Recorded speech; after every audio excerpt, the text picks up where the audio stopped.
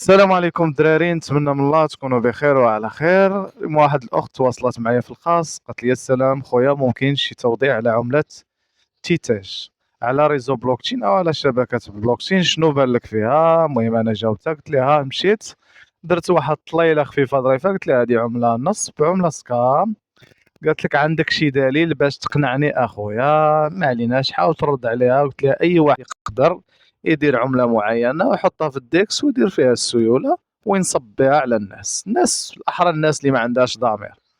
لا، قالت لي لا انا ما كنفهمش في العملات، الا كان ممكن تشرح لي اكثر. قلت لها صافي، غندير واحد الفيديو خفيف وان شاء الله منها تستافدي منه انت ويستافدوا منه عموم الناس.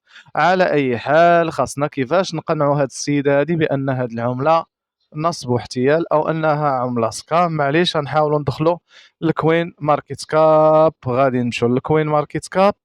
كما كتشوفوا ها هي عمله تيتاج، وها دقيقه، ها هو الشارت ديال العمله. هاتي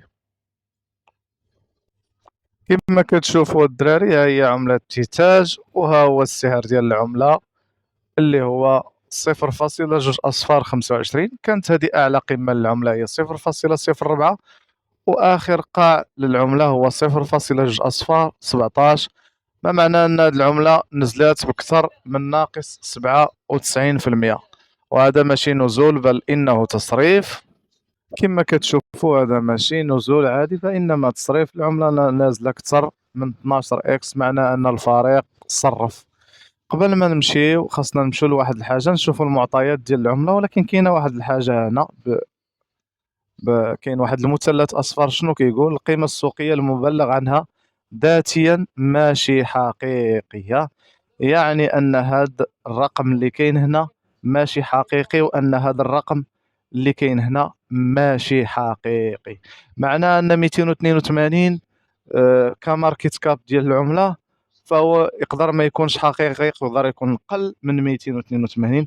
معناها أن هذه العملة تسحبات منها السيولة. وكما كتشوفوا العملة راه فيها 111 مليون في السوبلاي، و111 مليون في السيركيلاسيون. العملة عندها ماكس، ولكن هذا الشيء كامل معليش ماشي مهم. اللي مهم واش هم عملة حقيقية ولا سكام. غادي نمشيو نشوفوا المنصات اللي كاينة فيهم هاد العملة هادي. غندخلوا للأسواق.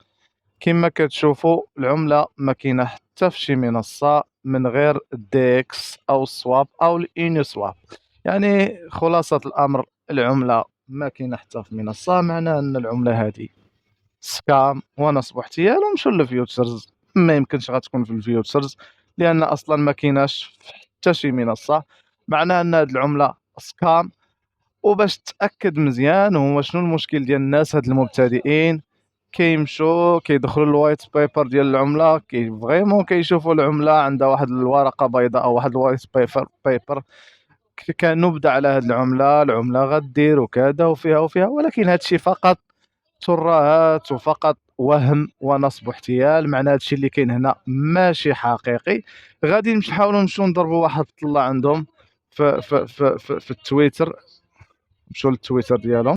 كما كتشوفوا هذا هو التويتر ديالهم. ها نتوما كتشوفوا واش هذا تويتر هذا، واسمحوا لي، واش هذا تويتر او اكس، منصة اكس ديال صفحة عندها بروجي. فهذا فقط شخص معين انه يقدر يدير هاد الصفحه ديال تويتر وينشا عمله عاديه. اي واحد يقدر ينشا عمله على البوليغون. كما قالت الاخت ان العمله على البوليغون كما كتشوفوا هي العمله على شبكه البوليغون او البي ام بي. هادشي عادي، اي واحد يقدر يدير نفس هاد العمله وينصب على عباد الله.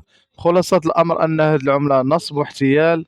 ولكن الانسان الاغراء، والانسان كيكون كمبتدئ ما كيعرفش بجوج العملات كيفاش يعرف العمله نصب واحتيال. فهذا اي واحد يتنصب عليه في هذه القضيه هذه.